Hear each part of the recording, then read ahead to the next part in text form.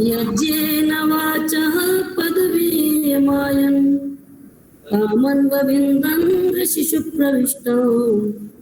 कामां वृत्त्या व्यदधु सम्पुरुत्रा तां सप्तरेभाविसं नवन्ते।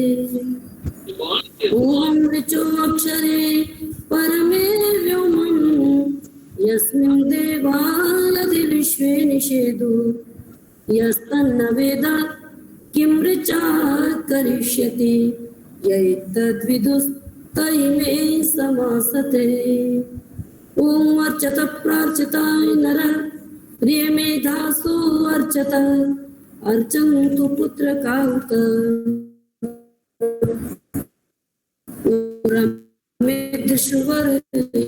चिंति शांति। आर्य समाज उदयपुर के संरक्षक सुलझे हुए विद्वान आदरणीय पंडित श्री माली जी, पूज्यपाद आचार्य रामचंद्र जी और इस कार्यक्रम के संयोजक आदरणीय अवनीश मैत्रेय जी और इस अंतरजाल के माध्यम से जुड़े हुए सभी सम्मानित बंधुजन, सम्मान्य मातृशक्ति, प्यारे बच्चों, अभी हम सब ने वैदिक सिद्धांत मर्मज्ञ श्रद्धेय आचार्य प्रवर के बहुत ही सुंदर सारगर्भित प्रवचन को सुना और अपने विषय को उन्होंने बड़ी स्पष्टता के साथ रखा। उसमें मुझे कुछ कहने की टीका टिप्पणी की आवश्यकता नहीं है। मैं तो आपके सामने आज दूसरा ही विषय लेकर प्रस्तुत हो रही हूँ, वह यह कि वेद को ईश्वरीय ज्ञान माना जाता है। वेद को ईश्वरीय ज्ञान माना जाता है, ये तो ठीक है। ईश्वरीय ज्ञान क्यों माना जाए? अन्य ग्रंथ भी ईश्वरीय ज्ञान की पंक्ति में खड़े हैं। मुस्लिम भाई कहते हैं कुरान ईश्वरीय ज्ञान है, खुदा का इल्हाम है। ईसाई वर्ग कहता है कि बाइबल जो है वो खुदा का संदेश है। इसी प्रकार नाना प्रकार के जो संदेश हैं, जो ग्रंथ हैं, वो सब अपने को ईश्वरीय ग्रंथ कहते हैं। तो किसको ईश्वरीय ज्ञान माना जाए, ये बताना आवश्यक है। आज बहुत बड़ी भ्रांति हमारे समाज में, देश में, विदेश में, यत्र तत्र जहां भी लोग रह रहे हैं, ये भ्रांति फैली हुई है कि ये भी खुदा का ज्ञान है, ये भी खुदा का ज्ञान है, अर्थात सब साझी बातें चल रही हैं। इसको भी मान लो, उसको भी मान लो, सारे मत मजहब एक हैं और सारे धर्म ग्रंथ एक ही बात कहते हैं। ऐसी सी चर्चाएं प्राय लोगों के द्वारा सुनी जाती हैं। तो आज मैं इस वेद प्रचार के कार्यक्रम में इस विषय पर अपने विचार रखना चाहूंगी कि ईश्वरीय ज्ञान के विषय में ऋषि मुनियों का क्या कथन है, क्योंकि शब्द प्रमाण भी अपने आप में एक बहुत बड़ा प्रमाण है। प्रत्यक्ष, अनुमान, उपमान और शब्द। और शब्द प्रमाण के लिए कहा गया है आप तो बदेशा शब्द यथार्थ वक्ता। आप तो कौन है? यथार्थ वक्ता हो, जो बिल्कुल ठीक ठीक सही सही विश्लेषण करता हो, जो धर्म का साक्षात्कार जिन्होंने कर लिया हो, ऐसे लोगों को आप कहा जाता है। और इस प्रसंग में बता दूं कि हम लोग हिंदी भाषा में जो आप शब्द बोलते हैं, बड़ा सुंदर शब्द है, आदरणीय शब्द है। ये आप शब्द आप का ही अपभ्रंश है, क्योंकि आप और तुम में बड़ा अंतर दिखाई देता है। तो आप, इसका मूल जब हमने खोजा तो पता लगा कि आप का ही आप बना है। तो जो शब्द प्रमाण है वो हमारा आपका शब्द नहीं, बल्कि जो आप तो लोग हैं उनका जो शब्द है वो प्रमाण कोटि में रखा जा सकता है, रखा जाना चाहिए। तो इस दृष्टि से जब ऋषि मुनियों के वाक्यों को देखते हैं, उनके ग्रंथों को देखते हैं, तो तो पता लगता है कि सारी ऋषि परंपरा वेदों को ईश्वरीय ज्ञान मानती है। मनु महाराज जिन्होंने मनुस्मृति जैसा अद्भुत ग्रंथ लिखा, उनकी वेदों के संबंध में बड़ी स्पष्ट धारणा है कि वेद ईश्वरीय ज्ञान है। सर्व ज्ञानमयो ही सह, वेद ज्ञान विज्ञान का भंडार है। वेद सनातन चक्षु है। एक चक्षु हमको परमात्मा ने दी है इस शरीर में। इन चक्षुओं के द्वारा हम देखते हैं, लेकिन ये तो आंख हो जाती है, इनमें दृष्टि न्यून हो जाती है, हम इनसे पूरी तरह नहीं देख पाते, गिर भी जाते हैं गड्ढे में, कभी चोट लग जाती है। लेकिन एक सनातन आंख परमात्मा ने दी है, वो कौन है? वो वेद है। तो वेद सनातन आंख है, ये मनु महाराज कहते हैं। वेद ज्ञान विज्ञान के भंडार है, ये मनु महाराज कहते हैं। और मनु महाराज ने यहाँ तक भी कहा, भूतम भव्यम भविष्यच्च सर्वम यश्चादि तिष्ठति। भूत, भव्य और भविष्य, इन तीनों कालों में जो उपयोगी हो हमारे लिए। ऐसा नहीं कि भूतकाल में तो वेद उपयोगी थे और अब उपयोगी नहीं रहे, ये नहीं। मनु महाराज ने स्पष्ट शब्दों में कहा कि वेद जो है भूतकाल में भी उतने ही उपयोगी थे और भविष्य में भी उतने ही उपयोगी रहेंगे और आज के लिए भी उतने ही उपयोगी है। अर्थात हर काल में हमें जो है वेद का अध्ययन करना चाहिए। मनुष्यों को वेद का अध्ययन करना चाहिए। वेद के बिना उनका जीवन जो है वो निरर्थक होगा। ये मनु महाराज के वाक्य हैं, जिनका मैंने आपको अभिप्राय मात्र बताया है। उन सबका हमें स्मरण करना चाहिए। तो मनु महाराज जो है वेद को ईश्वरीय ज्ञान सिद्ध करते हैं, अपने ग्रंथ में बताते हैं। वेदांत दर्शन के प्रणेता महर्षि वेदव्यास, जिनकी चर्चा अभी आप सुन रहे थे, उनमें चतुसूत्री प्रारंभ की है, अर्थात ब्रह्म जिज्ञासा जन्माद्यस्यतः। जो 30वां में ध्यान देना है, शास्त्र योनित्वाद, जिसमें कहा कि जो वे ईश्वर है वो शास्त्र की योनि है। अर्थात वेद जो शास्त्र है वो उसका उत्पत्ति स्थल कौन है? वेद है, वो ईश्वर है। तो ईश्वर का वेद है, यह बात इस शास्त्र योनित्वाद सूत्र से बड़े स्पष्ट रूप में पता चलती है। तो पता ही चला कि महर्षि वेद व्यास भी वेद को ईश्वरीय ज्ञान मानते हैं। और इसी प्रकार उनके शिष्य जो जैमिनी हैं, जिन्होंने मीमांसा दर्शन बनाया, उनके लक्षण को भी आप सुनिए, उनके सूत्र को भी आप सुनिए। वहां पर कहा, चोदना लक्षणोर्थो धर्म। कितने सुंदर शब्दों में कहा, जहां पर जिस कार्य के लिए वेद की प्रेरणा है, चोदना मतलब प्रेरणा, जिस कार्य को करने के लिए वेद कहता है और जिस कार्य को न करने के लिए वेद कहता है, विधि निषेध रूप से जो भी प्रेरणा है हमको वेद में दी गई है, उसको धर्म मानना चाहिए और उसके अतिरिक्त अधर्म है। अर्थात वही धर्म है जो वेद प्रतिपादित है। तो ऐसा जो सामर्थ्य है, ऐसा जो ज्ञान है, वो केवल ईश्वर का ही हो सकता है। हम सब के बनाए जो ग्रंथ हैं उनमें कुछ त्रुटियां भी संभावित है, क्योंकि जीवात्मा अल्पज्ञ है। तो इससे भी सिद्ध होता है। अर्थात जैमिनी महर्षि भी यही कहते हैं कि वेद जो है, वेद हमारे धर्म का मूल है और वेद के द्वारा जो प्रतिपादित किया जाता है वो मानव ईश्वर के द्वारा ही प्रतिपादित है। याज्ञवल्क्य महर्षि का जो बहुत सुंदर श्लोक मैंने कल आपके सामने बोला था, उसका भी अभिप्राय बहुत स्पष्ट है कि वेद शास्त्र के अतिरिक्त कोई वस्तु नहीं है। शास्त्र दिखाई दे रहे हैं, चाहे वो संगीत शास्त्र है, चाहे वो ज्ञान विज्ञान का शास्त्र है, चाहे वो चरक सुश्रुत हो, चाहे कोई भी किसी भी क्षेत्र का शास्त्र हो, उन सब का मूल, उन सब का उद्गम जो है वेद है। और वेद से बाहर कुछ भी नहीं है। जो कुछ भी है वो वेद के अंदर ही है। अर्थात शतपथ ब्राह्मण के प्रणेता महर्षि याज्ञवल्क्य भी वेद को ईश्वरीय सिद्ध कर रहे हैं, क्योंकि ऐसा शक्ति, ऐसी सामर्थ्य, ऐसा ज्ञान केवल ईश्वर में ही संभव है, मनुष्य में संभव नहीं है। आगे चलते हैं। महर्षि पतंजलि, जिन्होंने महाभाष्य जैसा अद्भुत ग्रंथ बनाया और जिसका अध्यापन यहाँ पर गुरुकुल में होता है, सभी गुरुकुल कराते हैं। तो महर्षि पतंजलि ने कितने स्पष्ट शब्दों में कहा, ब्राह्मणेन निष्कारणो धर्म षडंगो वेदो ध्येयो जयश्च। अर्थात ब्राह्मण का ये निष्कारण धर्म है। वो ये ना सोचे कि मुझे इसके करने से क्या होगा, मुझे लाभ मिलेगा या नहीं मिलेगा, इसकी परवाह न करके षडंग सहित वेद का अध्ययन करे, उसको पढ़े पढ़ाए जाने। अर्थात वेद पर सबने जोर दिया। किसने दिया? महर्षि पतंजलि ने भी जोर दिया है।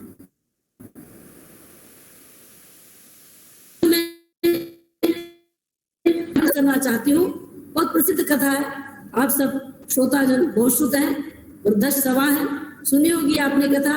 आइए मैं भी आपके सामने प्रस्तुत करूंगी कि महर्षि भारद्वाज 300 वर्ष के हो गए और 300 वर्ष के हो जाने पर स्पष्ट है कि उनके बाल जो है सफेद हो गए थे और उनके शरीर में झुर्रियां पड़ चुकी थी, परिध केश हो चुके थे और इधर भी उनकी वलिन हो गए थे। तो पलित वलिन अवस्था में वो बिस्तर पर लेटे हुए थे और इंद्र पहुंचे उनके पास। उन्होंने कहा कि भरद्वाज, यदि तुमको मैं चौथी आयु दे दूं तो तुम क्या करोगे? अर्थात 3 आयु तो तुम प्राप्त कर चुके हो, 3 आयु तो तुम प्राप्त कर चुके हो, यदि मैं तुम्हें चौथी आयु दे दूं तो तुम इस चौथी आयु में क्या करोगे? तो भरद्वाज कहते हैं कि मैं तो ब्रह्मचर्य में अनेनचर्यम, मैं तो ब्रह्मचर्य का ही पालन करूंगा। और ब्रह्मचर्य का मुख्यतः आप जानते हैं, ब्रह्म का चरण करना, ब्रह्म अर्थात वेद का, ईश्वर का ही चरण करना, ईश्वर में ही रमण करना, ईश्वर के ज्ञान में ही रमण करना।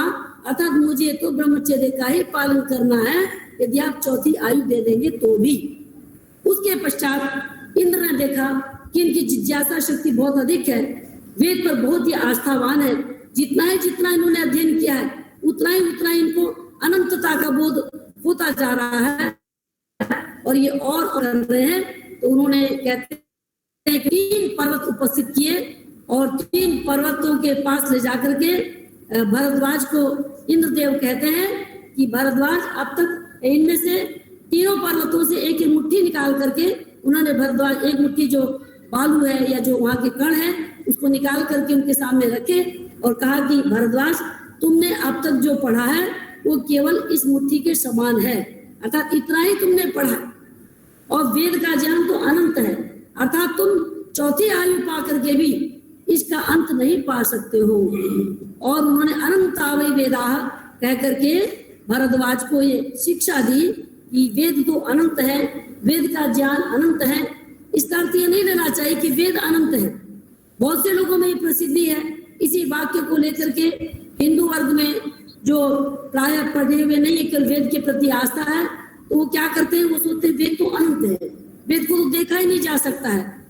मैं बनारस में रही 25 वर्ष, तो बनारस में बहुत स्थानों पर जब जाना हुआ और उनके सामने जब वेद आदि उनको दिखाए जाते थे जनता में, तो बहुत सारी माताएं बहन भाई लोग आकर कहते थे वेद, अरे वेद के दर्शन कर लिए, बहुत बड़ी बात है, वेद तो अनंत है, तो आपने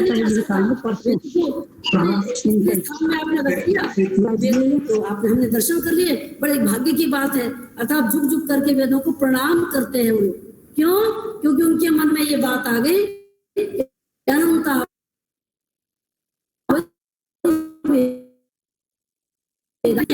वेद तो 4 ही है, वेद अनंत नहीं, वेद तो 4 ही है। अनंतावै वेदा करता है कि वेद का ज्ञान अनंत है, वेद का ज्ञान अनंत है। आप विचार कीजिए, परमेश्वर की सृष्टि में जो भी कुछ मिल रहा है हमको वो सब अनंत मिल रहा है।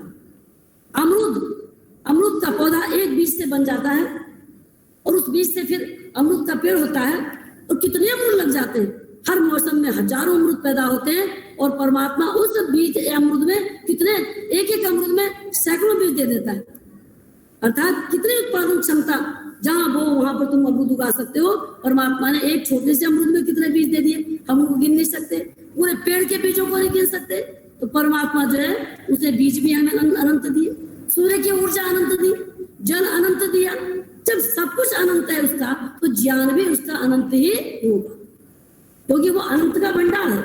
इसी को वेदांत दर्शन ने कहा कि वो क्या है, उसके लिए कहा गया है कि तत्र निरतिशय सर्वज्ञ बीजम, वो निरतिशय सर्वज्ञ बीज है, अतः सर्वज्ञता का भंडार है, जहां पर सारी अतिशयता अर्थात आधिक्य समाप्त हो जाए, उसका नाम है परमेश्वर। उदाहरण के लिए अभी आपने श्रद्धेय आचार्य जी का प्रवचन सुना, आपने कहा बहुत अद्भुत विद्वान है। कोई और कहेंगे अरे तो उनसे भी विद्वान है, और सुनेंगे अरे तो उनसे भी विद्वान है। अर्थात आप किसी न किसी के उससे प्रभावित होते हैं, उसको उसके आगे आप ये कहेंगे कि तो बहुत विद्वान है, बहुत अच्छा बोला करके सारी अनंतताएं, सारी सर्वज्ञता समाप्त हो जाए, उसका नाम क्या है? ईश्वर।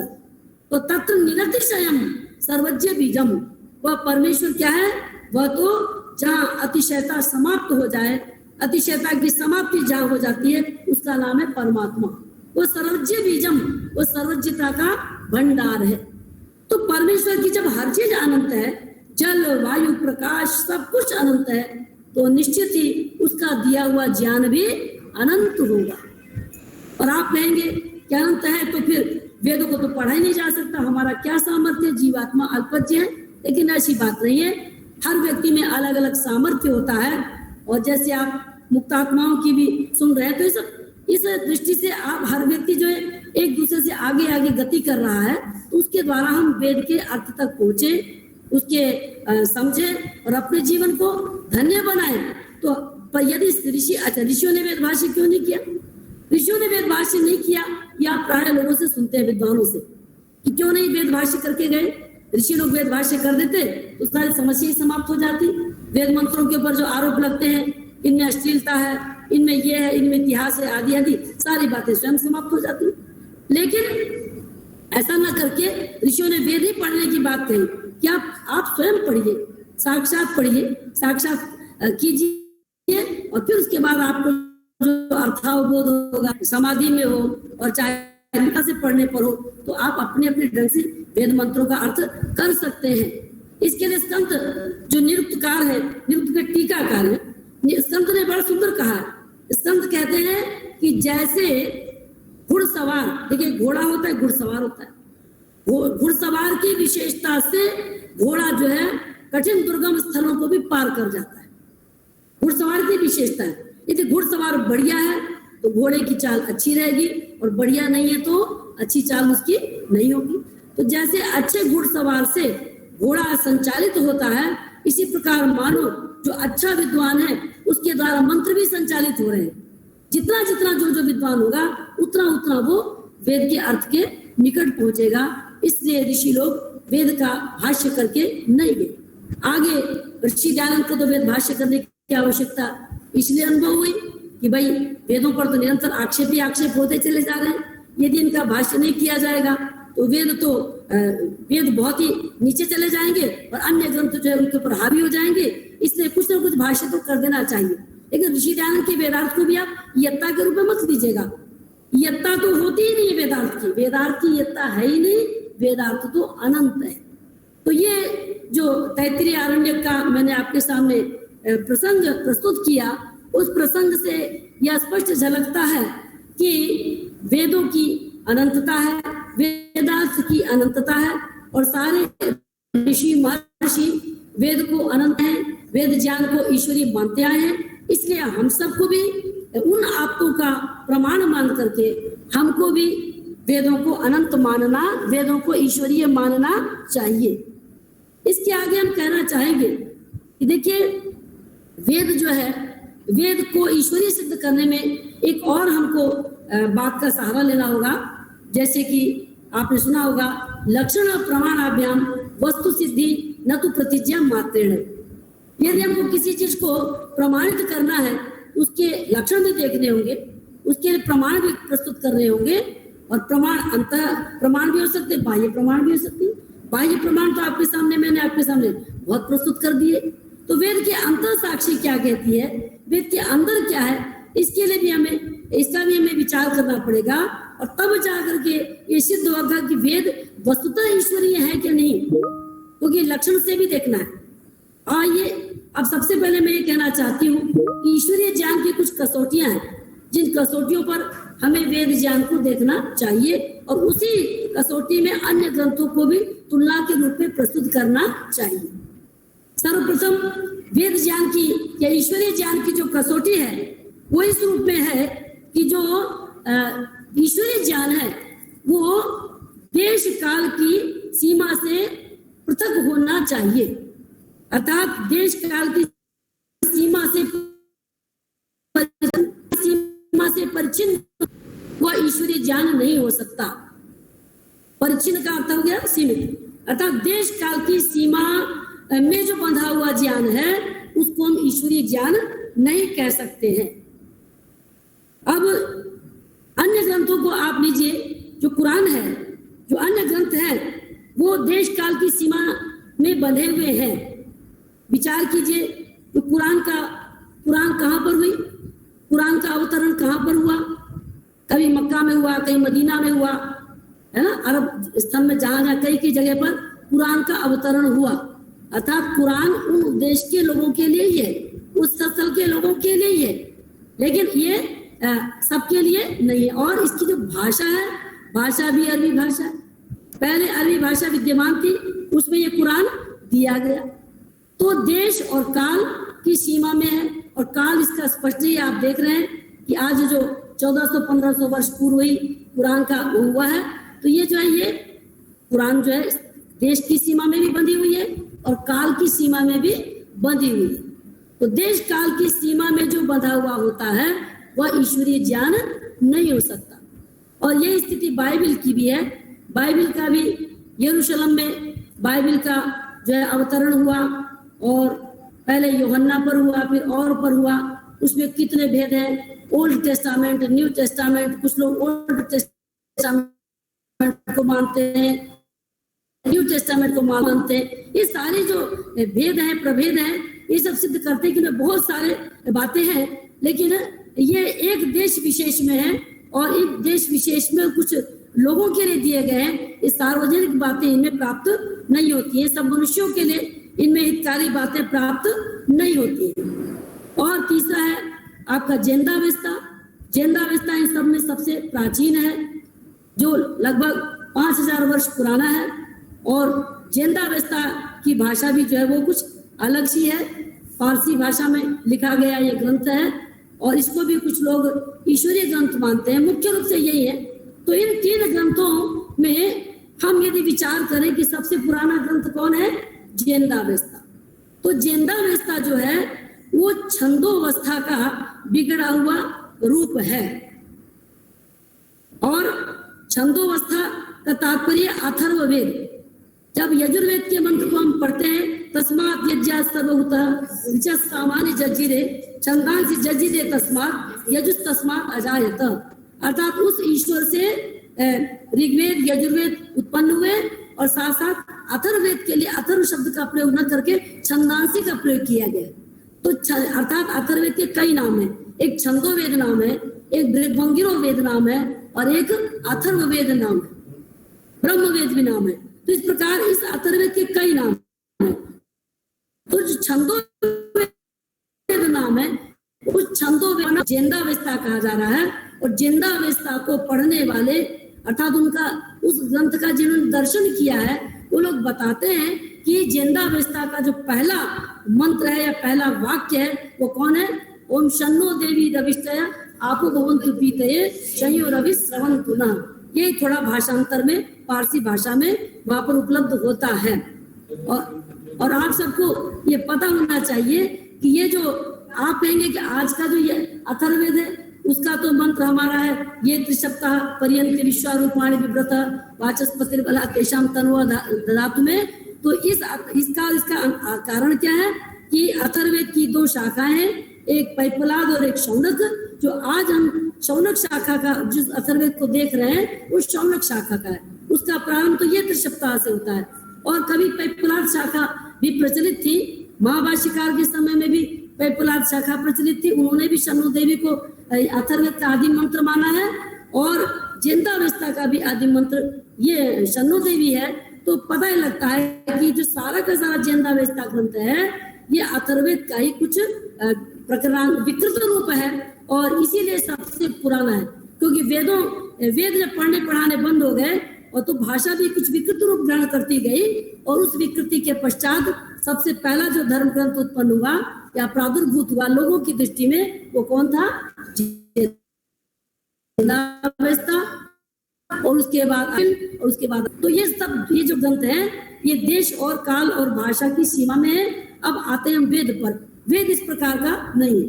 वेद में जो भाषा है वो कौन है? वो वैदिक संस्कृत है, जो उसके पहले कहीं पर भी भाषा विद्यमान नहीं थी। इन ग्रंथों के पहले भाषा विद्यमान थी। इससे पता लगता है कि वेद प्रारंभ में नहीं हुए। ये जो कुरान आदि है प्रारंभ में नहीं हुए। यदि प्रारंभ में होते तो इनके पहले वो भाषाएं न होती। लेकिन वेद चूंकि सृष्टि के आदि में हुए, वैदिक भाषा से पुरानी कोई भी भाषा आज तक उपलब्ध नहीं हो पाई। तो ये इनकी भाषा, वेद से पुरानी कोई भाषा नहीं। और वेद जो त्रिविष्टप में हुए, यहाँ पर कोई वैसा सबके लिए, मानव मात्र के लिए है और काल विशेष इनका कोई नहीं। सृष्टि के आदि में हुए। ये सारे ग्रंथ सृष्टि के उत्पन्न होने के बहुत समय बाद हुए। तो इस तरह से इन सारे ग्रंथों का यदि हम लक्षण देखें तो लक्षणों के आधार पर ये कहा जा सकता है कि ये ईश्वरीय ग्रंथ सिद्ध नहीं होते हैं। ईश्वरीय ग्रंथ केवल वेदे सिद्ध होता है। तो लक्षण प्रमाणाभ्याम वस्तु सिद्धि की बात मैं आपके सामने कर रही थी। समय भी पूरा होने जा रहा है, बस थोड़ी सी बात कह करके विराम दूंगी, क्योंकि फिर कल भी आपके बीच हम लोग आएंगे। दूसरी बात है कि वेद जो होता है, जो ईश्वरीय ग्रंथ होता है, निस्संदेह उसको सृष्टि के आदि में होना चाहिए, ताकि सभी लोगों के लिए उसका लाभ। बीच में आते हैं तो पहले वाले लोग लाभ, तो इसका तात्पर्य कि वो ईश्वरीय ग्रंथ नहीं है। ये तो सृष्टि के मध्य में आए हैं। तो बहुत सारे बातें आपके सामने रखी जा सकती हैं। समय आज्ञा नहीं दे रहा है। मैं आपके सामने इतना ही कह करके अपनी वाणी को विराम देती हूँ कि ईश्वरीय ज्ञान वेद है और वेद के लक्षण भी ये प्रमाणित करते हैं कि ईश्वरीय ज्ञान वेद ही है। अन्य ग्रंथों को ईश्वरीय ज्ञान नहीं माना जा सकता है। जब तक मैदान में न उतरे खिलाड़ी, तब तक क्या पता लगेगा? अपने लोगों के बीच अपनी बात कह देने से कुछ नहीं बनती बात। आइए साथ किया जाना चाहिए और तब जाकर के निर्णय किया जाना चाहिए कि कौन ईश्वरीय ग्रंथ है, कौन नहीं। तो मैंने आपके सामने समय के अनुसार अपनी कुछ बातें रखी है जी।